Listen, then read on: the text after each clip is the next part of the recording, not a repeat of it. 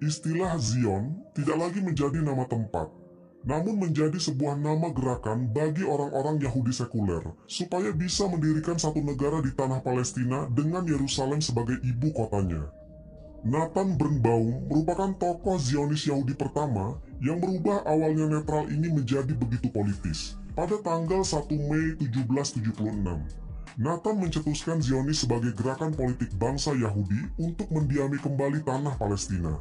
Gagasan Birnbaum pun didukung sejumlah tokoh Yahudi. Ide yang berawal dari Nathan Birnbaum ini kemudian dimasak oleh tokoh-tokoh Yahudi sehingga menjadi rencana aksi yang matang. Seorang Yahudi Jerman bernama Moses Hess menyatakan jika untuk menguasai Palestina, maka kaum Yahudi harus menggandeng orang-orang Barat dan mempengaruhi mereka untuk mau kembali ke Palestina.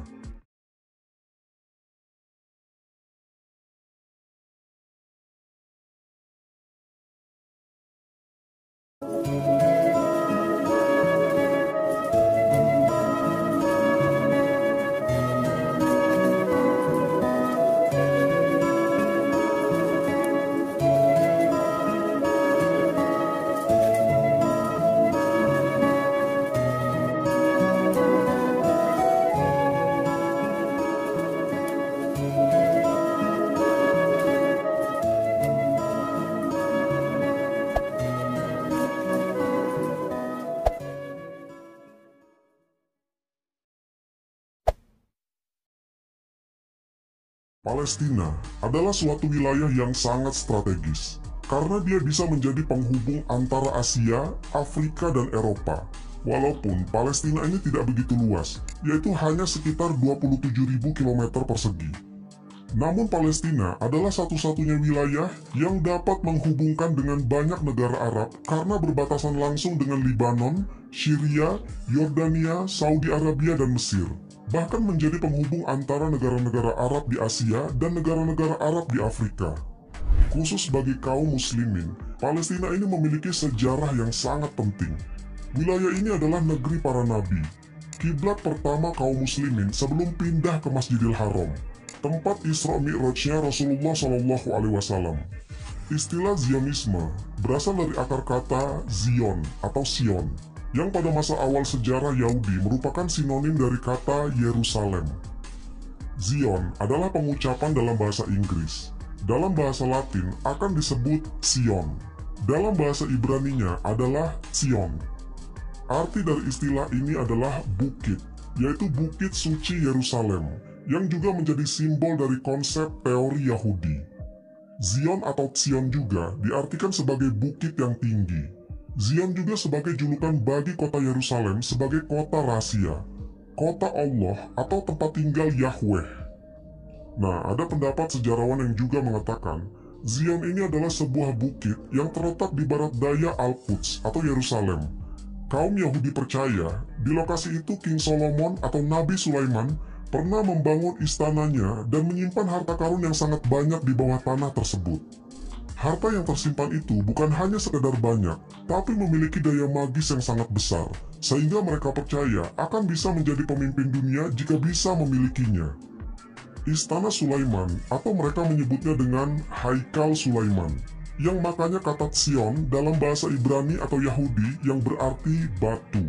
Maksudnya adalah batu bangunan istana yang didirikan oleh Nabi Sulaiman di kota Al-Quds.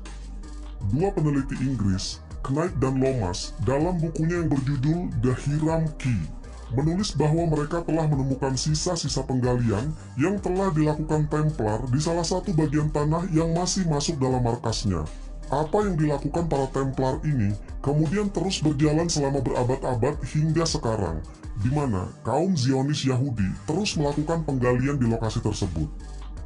Munculnya kata Zion pertama kali di Kitab Perjanjian Lama, ketika Raja Daud mendirikan kerajaannya tahun 1000 sampai 929 sebelum Masehi.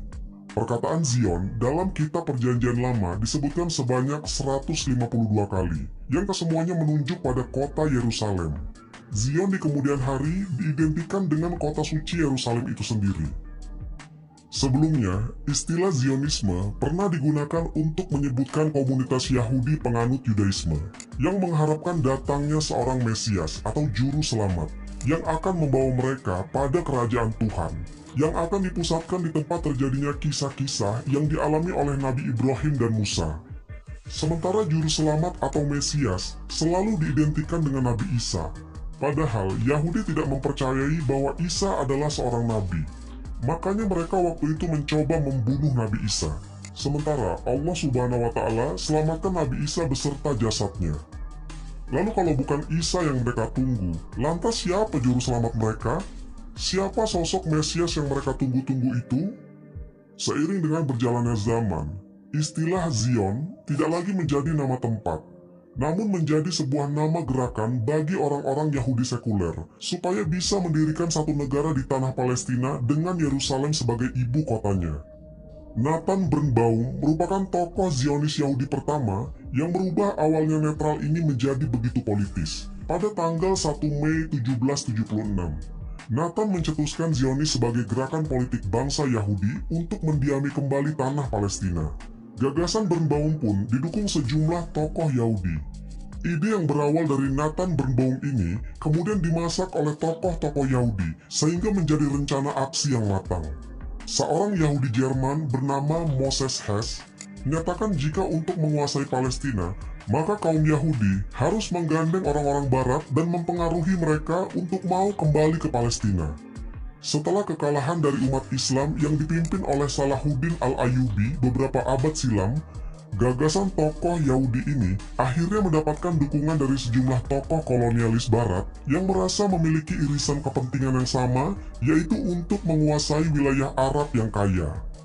Maka sejak saat itulah orang-orang Yahudi mulai pergi ke Eropa, ke wilayah Palestina dan daerah sekitarnya. Apalagi keberadaan orang-orang Yahudi di Eropa sebenarnya tidak disukai oleh orang-orang Kristen Eropa.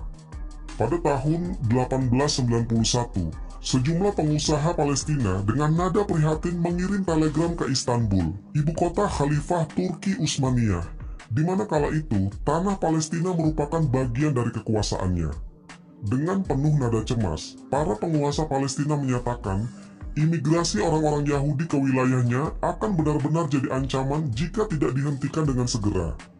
5 tahun kemudian, terbit buku Der Judenstaat yang ditulis oleh seorang wartawan Yahudi Austria yang bernama Theodor Herzl.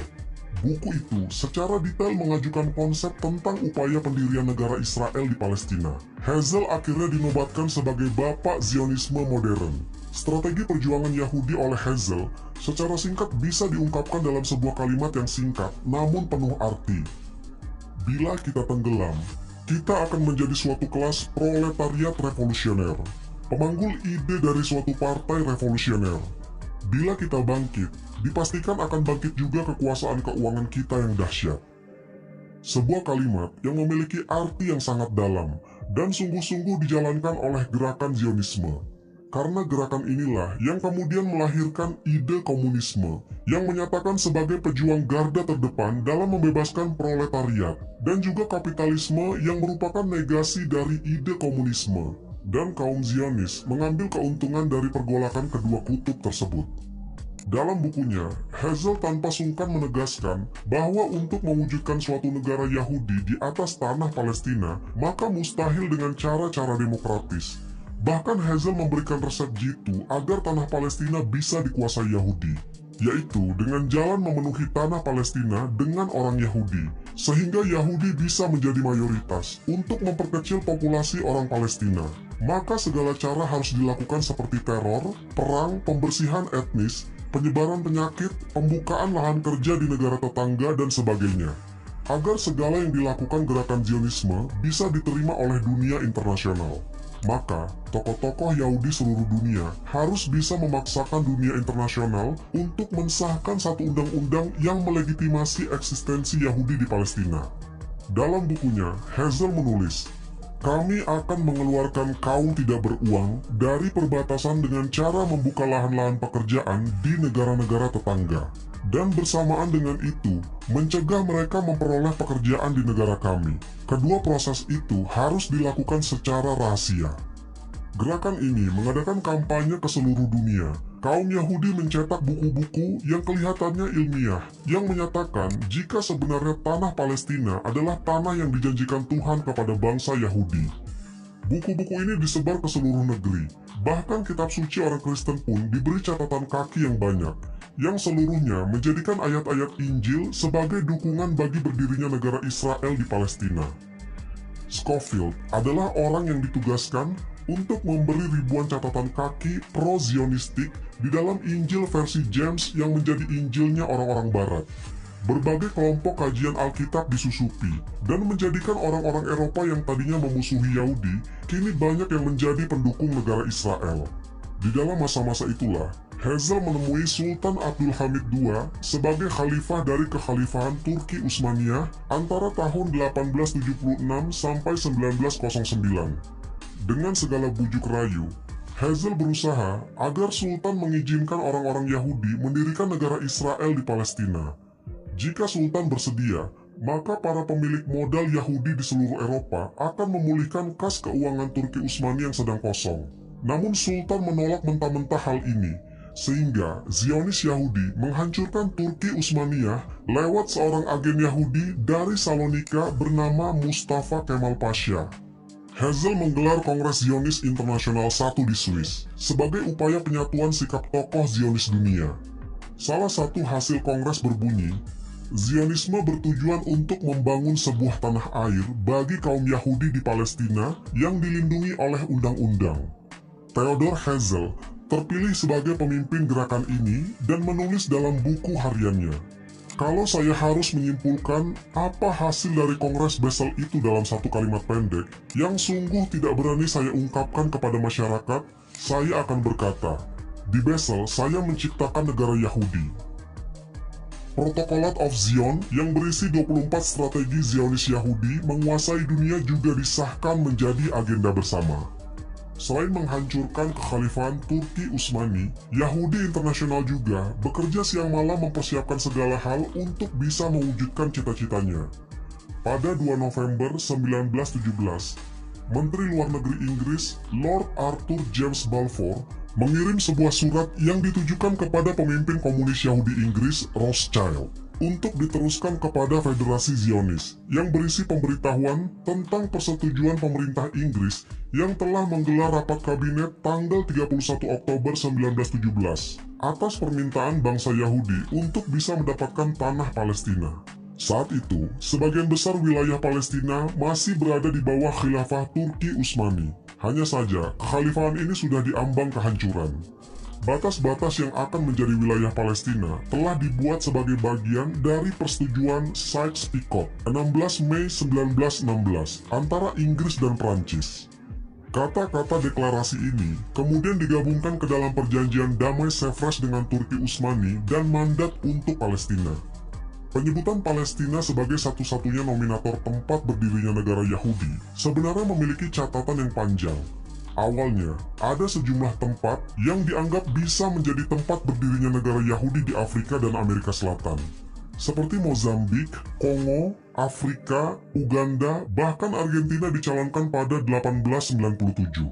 Siprus pada 1901, Sinai pada 1902, dan atas usulan pemerintah Inggris, Uganda diusulkan kembali pada tahun 1903. Penyebutan tempat-tempat tersebut mendapat tentangan keras dari para rabi Yahudi konservatif. Apa yang digalang oleh Herzl dan kelompok Zionisnya dianggap sebagai gerakan sekularis yang menunggangi agama Yahudi. Bahkan dalam kongres para rabi di Philadelphia, Amerika Serikat, pada akhir abad ke-19, salah satu putusannya adalah menentang adanya satu negara Yahudi yang dipaksakan. Menurut kelompok rabi konservatif itu, Zionisme merupakan gerakan sekuler yang berlandaskan Talmud, sebuah kitab iblis, dan bukan kitab Tauratnya Nabi Musa alaihissalam. Bagi para rabi, negara Yahudi akan didirikan pada akhir zaman, yaitu ketika Sang Mesias Yahudi muncul dan memimpin orang-orang Yahudi untuk mendirikan negaranya di Palestina. Bagi kalangan Zionis, berdirinya negara Yahudi tidak harus menunggu kedatangan Mesias di akhir zaman. Hal ini malah harus dilakukan secepatnya guna menyambut datangnya Mesias. Inilah titik tolak perbedaan pandangan antara Yahudi Zionis dengan Yahudi anti-Zionis yang sekarang ini salah satu kelompoknya adalah Nature Karta dan juga International Jews Anti-Zionis. Dr. Chaim Weizmann, juru bicara organisasi Zionisme di Inggris dan pendukung utama Zionisme, merupakan seorang pakar kimia yang berhasil mensintesiskan aseton melalui fermentasi. Aseton diperlukan dalam menghasilkan kordit, bahan eksplosif yang sangat berguna dalam semua persenjataan Inggris. Jerman diketahui telah memonopoli ramuan aseton kunci, kalsium asetat. Tanpa kalsium asetat, Inggris tak bisa menciptakan aseton, dan tanpa aseton takkan ada kordit. Jadi, tanpa kordit, Inggris saat itu mungkin akan kalah dalam Perang Dunia I. Sebab itu, Inggris sangat berutang budi pada Yahudi, khususnya kepada Weizmann. Inilah mengapa Inggris begitu mendukung kaum Yahudi untuk mendirikan negara di Palestina.